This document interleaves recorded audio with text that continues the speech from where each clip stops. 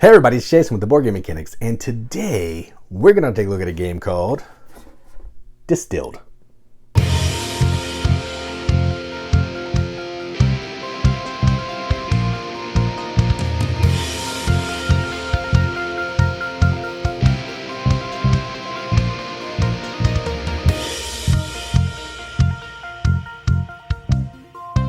Distilled is a game published by Paverson Games, designed by Dave Beck.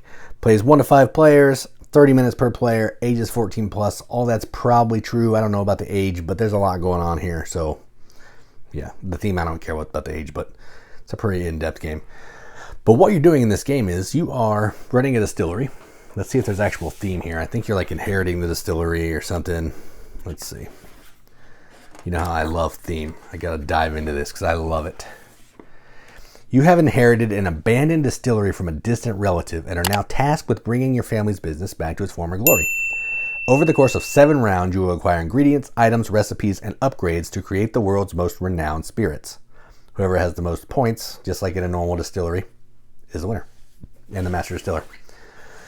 So that's the game. That's the theme. What you're trying to do is you are buying cards, trying to get ingredients, trying to learn recipes to make different spirits, alcoholic beverages, to earn money and points.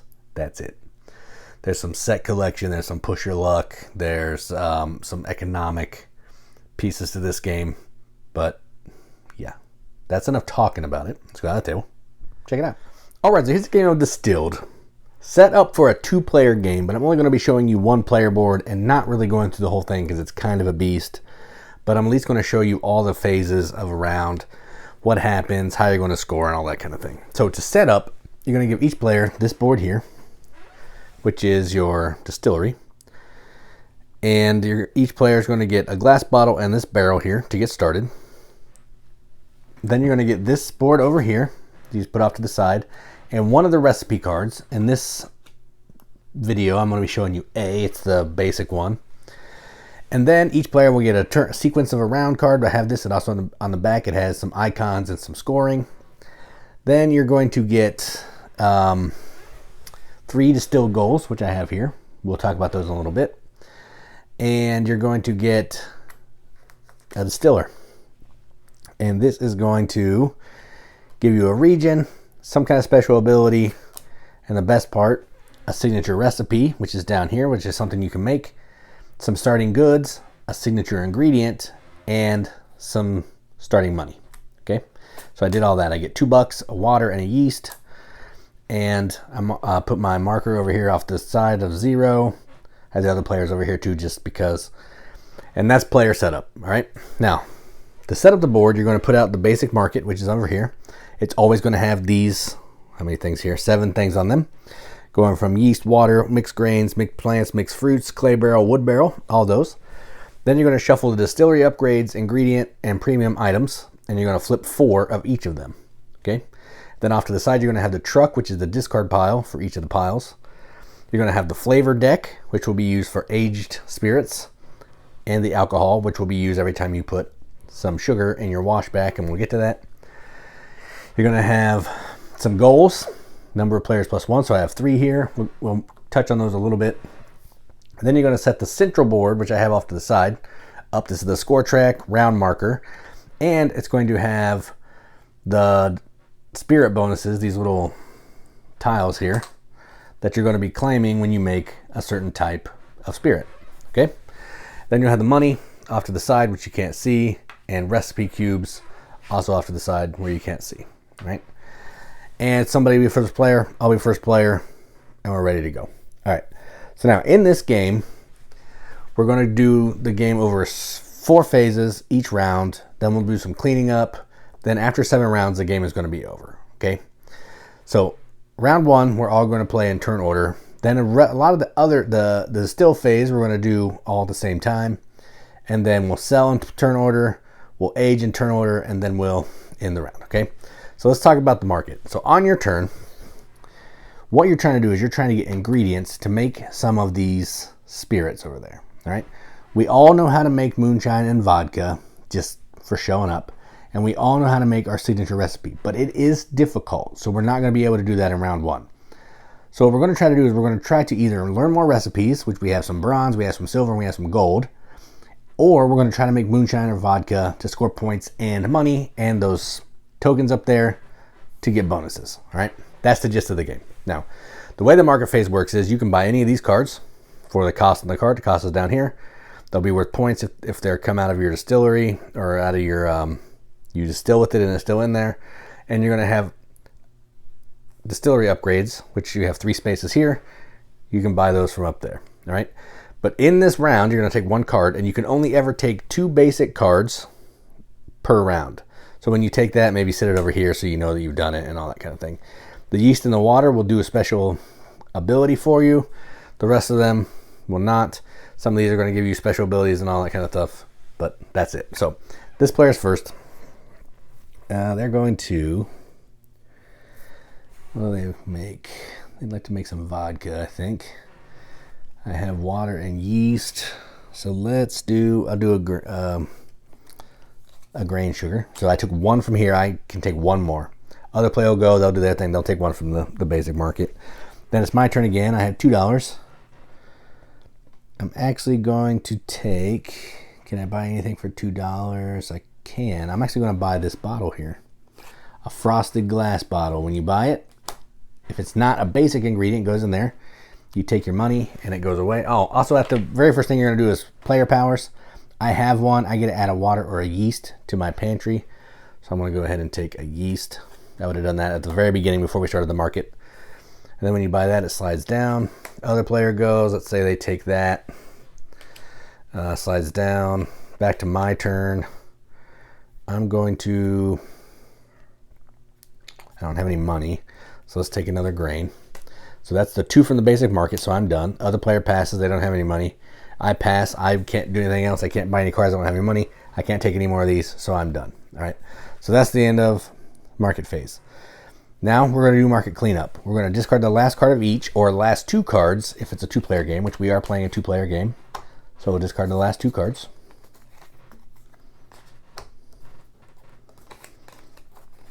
And then we'll slide them down. Refill. Trying to make sure I have room here. Okay. And then we'll move on to the distill phase. Now, before we start the distill phase, players are allowed to exchange 1 premium item or ingredient, whatever, with something from the basic market that costs the same or less. Okay. I'm not going to do that. The other player's not going to do that, but that gives you kind of a free thing. If you needed a 3rd one of these and you couldn't do it, now's your chance. All right, so we did that. Now what we're going to do is we're going to, all at the same time, we're going to try to make a drink. So I'm going to put this over here out of the way for now.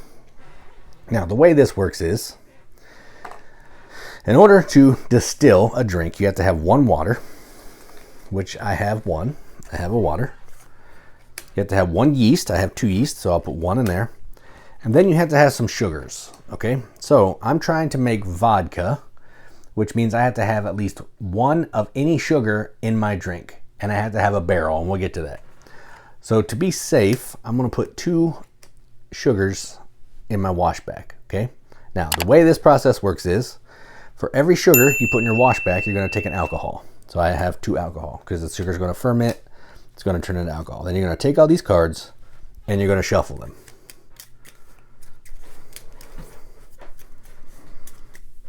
Then what you're going to do is you're going to remove the top card and the bottom card, the angel share, and I think the devil's portion or something like that. It's part of the alcohol that's not fit to drink. So this game's simulating that by a little push your luck mechanism where you're going to be taking some cards. So I'll take the top one. Anything that you take out goes back into your pantry. Okay. Then you're going to reveal the rest of your cards. And if you have enough to make any of the drinks, you can successfully make a drink. So when you do that, you're allowed to add a barrel, as long as it's the kind of container that it has. So this one can hold a barrel. It's that icon right there. So I'll give it a barrel. I can also use a glass. I'll go ahead and use my frosted glass bottle. And now we're going to sell. You can sell or age, but around one we're not going to be aging. Aging basically means you put it in a barrel and you're going to sit it down here, and it's going to get flavor cards in it. And the longer it sits down here aging, the more flavor cards you're going to get, which is going to result in extra points and more money and all that kind of thing. But I'm going to sell, and this is done in turn order. I'm first, so I'll go ahead and sell. So when I sell, I'm going to look at these cards, and I'm going to get all the money up in the top. So I'm going to get 1, 2, 3, 5 money, okay, just for the cards. Then I'm going to score any points on these cards that are down in the bottom left. So this one has blank question mark points.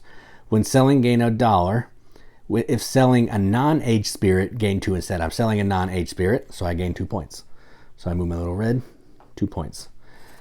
Then I'm going to look over here at vodka, because that's what I made. I needed a sugar. I had a sugar. I needed a barrel. I have a barrel. That's going to give me 2 more points and 1 money.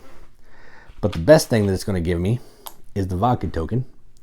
And what that's going to let me do is it's going to let me get one of these bonuses here, which is going to help my next round and further part of the game. I'm going to go here, and that's going to let me get a recipe. Now, recipes is something else you can do on your turn, but let me show you what happens after these cards.